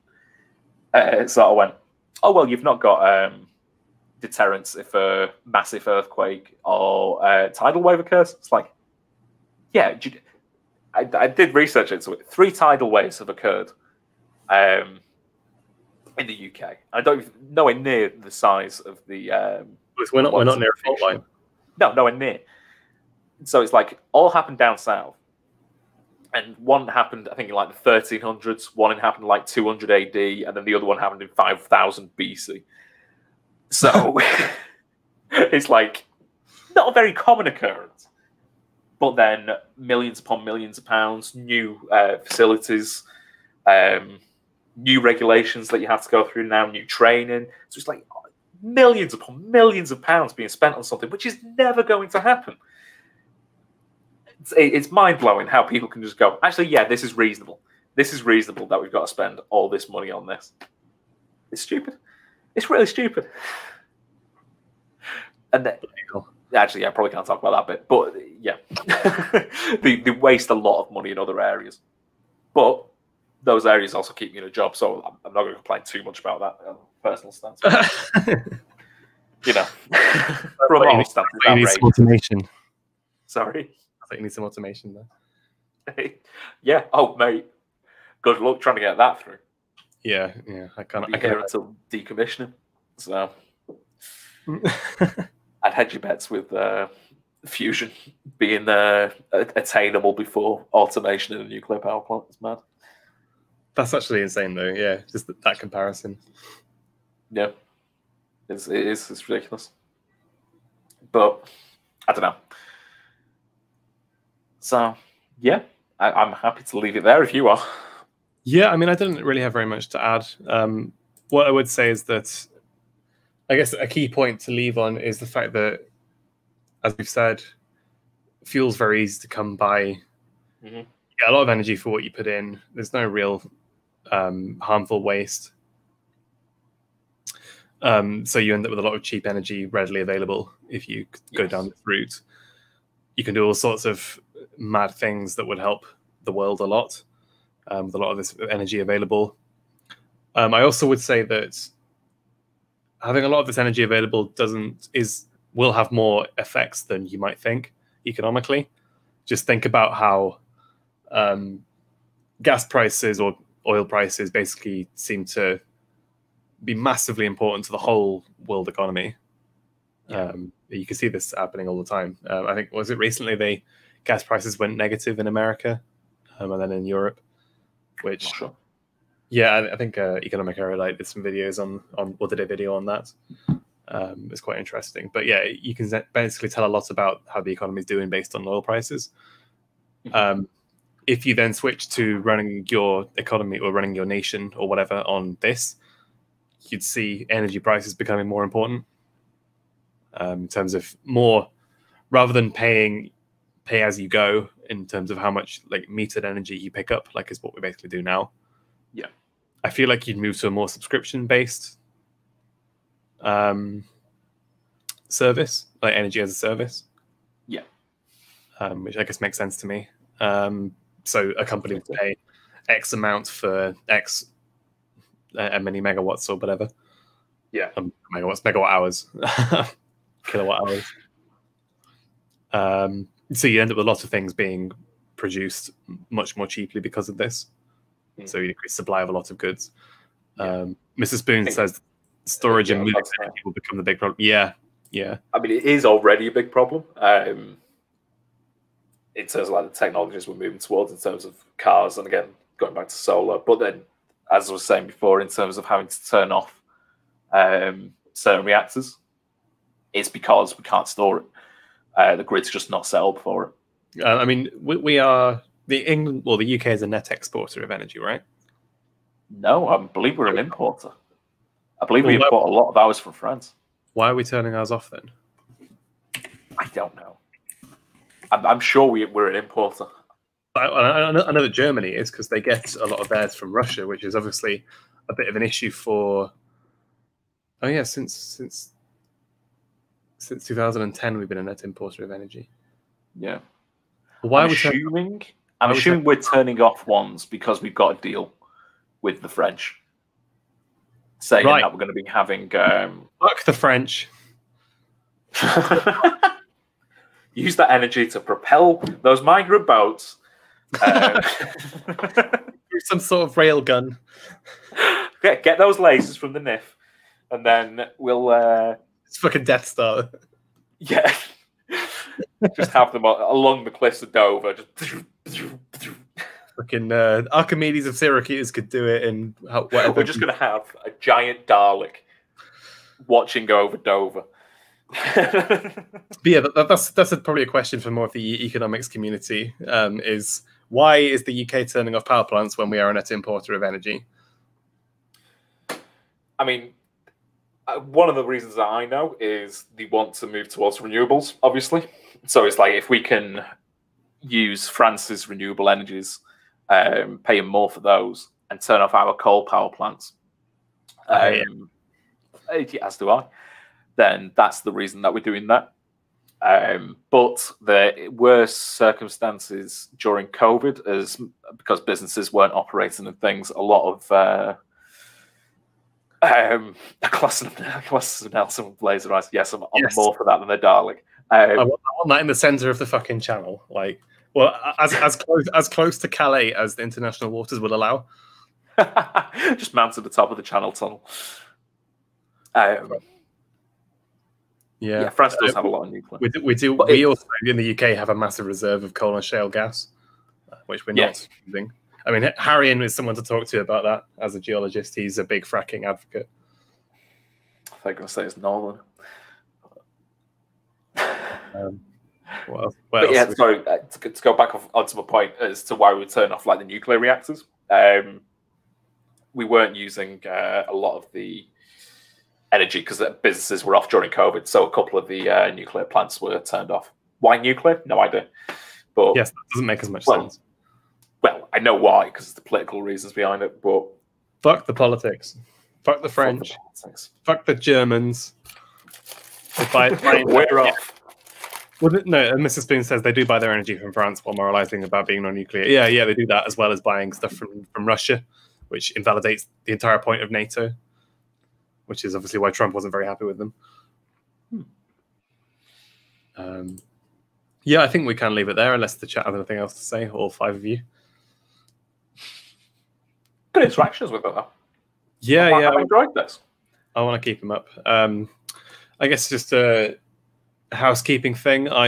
In 3 hours, I'll be doing Economic Erudites Crusader Kings 2 stream. Ugh, chilling that old thing. I mean, it's a lot of fun, actually. End of last session was especially very fun for me. I think I'm going to catch up on the 5th episode before. I think it's about 2 hours in. Harrion was extremely salty. Well, he was ironically salty. He wasn't actually mad, but he was ironically fuming. So funny. Swear to God. Expect to see more of that in the future. Yeah, we'll have to play our game as well. Yes, I've been teaching Sam how to play Crusader Kings in the background, trying to form the British Empire. I guess another thing, next week, do we have a concrete plan on what we were going to cover next week? Nope. Not a concrete one. I think we haven't chosen one yet. Yeah, I think it's probably going to be something either AI or space-based. One or the other. I mean, AI, I'll have to do a little bit more research into it. Something I have done a bit of work, but I'm only clued up on the sort of theory and how it works. There's now a vast power vacuum in the East in terms of, what if you get rid of the need for fossil fuels? I was talking about CK2. Yes, there is. Yeah. Chungia still... No, the Chungia, he flipped out and left. All right. The Chungid Empire has kind of collapsed, and it seems like he named his son Harrion for a meme, and that Harrion guy seems to have taken over the AI. So he's got like massive swathes of Persia is just owned by this guy called Harrion. AI controlled Chungid. But yeah, watch that, and I'll see some of you guys later, and see you next week. But I guess next week we'll be in the same room because I'm going to visit Sam. So maybe a bit more drunk and a bit more excitable. Yeah, I might be drunk, to be honest. Being 4 o'clock on a Sunday afternoon where I don't have work the next day. Yeah, I might get the Monday off. Nice. Excellent. Okay, well, we'll have more of a discussion next week then. See you guys then. Awesome. Take care. Thank you very much. Bye.